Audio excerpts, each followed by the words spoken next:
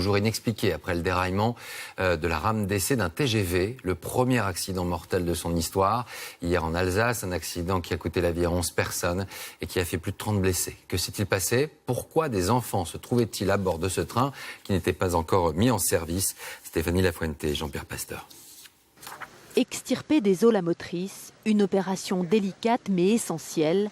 Elle a permis de vérifier ce que les enquêteurs supposaient dès ce matin. Aucune nouvelle victime n'a été retrouvée sur le site.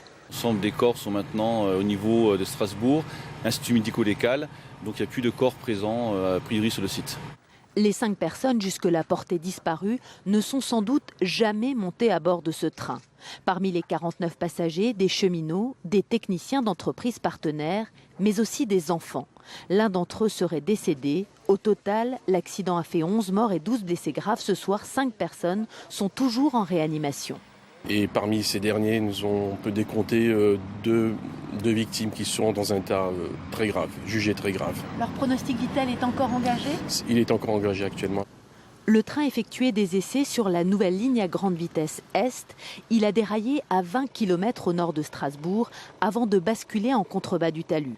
La motrice arrière est tombée dans le canal. Le reste du train s'est disloqué sur une centaine de mètres.